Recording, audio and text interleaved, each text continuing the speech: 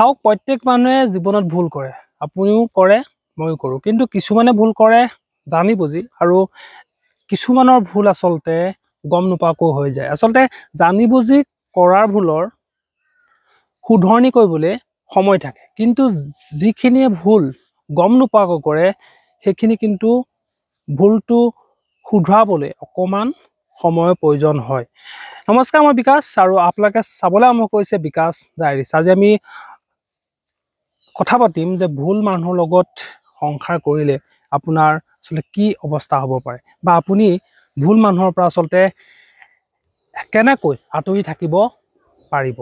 আহক তেতিয়াহ'লে পলমকৈ আজি ভিডিঅ'টো আৰম্ভ কৰোঁ। যেতিয়া আপুনি কাৰোবাক বহুত বেছি ভাল পায়, তেওঁক আপুনি লগ এৰা দিব নোখোজে, তেতিয়া তেওঁ ভুলখিনি গম পায়ো কিন্তু আপুনি তেওঁৰ লগত বিবাহ পাশত আবদ্ধ হ'বলগীয়া হয়। কিন্তু লাহে লাহে আপুনি এটা কথা মন কৰিবলৈ ধৰিব যে আপোনাৰ পৰা মানুহজন বা মানুহজনী আঁতৰি থাকিব খুজিছে, আপোনাক বাৰে বাৰে এভইড কৰিছে, আপোনাৰ কথা একো নুশুনা হৈছে, আৰু শেষত গৈ এনেকুৱা এটা পৰিস্থিতিৰ সৃষ্টি হৈছে যে আপোনাৰ ওপৰত মানুহজনে নানা অত্যাচাৰ কৰিবলৈ লৈছে, বা মানুহজনীয়ে আপুনি গম নোপোৱাকৈ বেলেগ পুৰুষৰ লগত আচলতে প্ৰেম কৰিব লৈছে, আৰু তাৰপিছতে আৰম্ভ হয় আপোনাৰ জীৱনৰ সেই জটিল যুঁজখন। মানে আপুনি তেওঁৰ লগত কোনো কাৰণতে থাকিব নিবিচাৰে, আৰু আপুনি আগত যিটো ভুল কাম মানে কৰাৰ ফলত আজি আপোনাৰ সেইটো দশা হ'ল, আপুনি বহুতখিনি মানে হেৰি কৰি থাকে, পস্তাই থাকে, আৰু সেই পস্তোৱাৰ ফলতো কিন্তু আপোনাৰ জীৱনলৈ সুখ নামি নাহে। তেন্তে এনেকুৱা যদি আপোনাৰ ক্ষেত্ৰতো হয়, আপুনি তেতিয়া কি কৰিব লাগিব?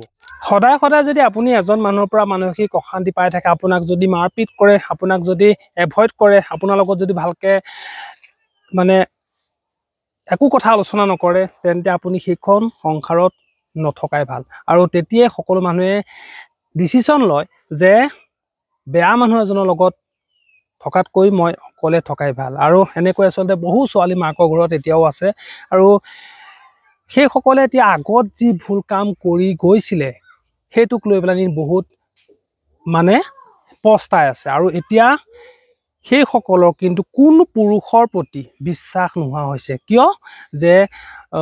যে পুৰুষ এজনে যদি মই আকৌ বিয়া হৈ যাওঁ, মোক এনেকুৱা কৰিব, মোক তেনেকুৱা কৰিব। আচলতে চাওক, ভুলটো কৰিলে আপুনি এতিয়া কোনো পুৰুষক দুখ দি লাভ নাই, কিন্তু যেতিয়া এজন মানুহৰ লগত সংসাৰ কৰা হয়, তেতিয়া কিন্তু 2-3 মাহতে সেই মানুহজনক আপুনি বুজি নাপায়। সেই মানুহজনক বুজি পাবলৈ হ'লে প্ৰায় 2-3 বছৰ সময় লাগে, কিন্তু আজিকালি প্ৰায় এনেকুৱা হয় যে আপোনাৰ 2 এদিনতে আপোনাৰ হোটেলৰ ৰুমত গৈ পেলানি মানে এজনী ছোৱালীয়ে নিজৰ সৰ্বস্ব দি দিয়ে। কিয় দি দিয়ে?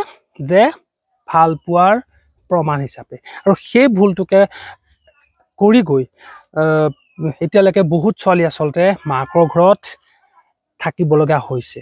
আৰু এতিয়া আমি এইটো কথা আলোচনা কৰিম যে সেইখিনি কথা বাৰু হৈ গ'ল, আপুনি যি ভুল কৰিলে, কিন্তু এতিয়া আপুনি কি কৰিলে নিজৰ জীৱনটোক আগুৱাই নিব পাৰিব।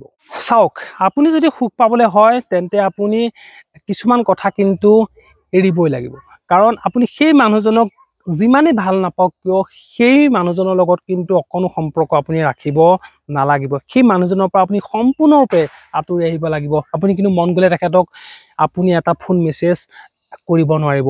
আকৌ যদি ফোন মেছেজ কৰিবলৈ নাই সেইবাৰ পৰা একো নকওঁ, তুমি মোৰ ঘৰলৈ গুচি আহা, সেইদে বুলি কৈ যদি আকৌ আপোনাক মাৰপিট কৰে, তেন্তে আপোনাৰ আকৌ একে দশাই হ'ব।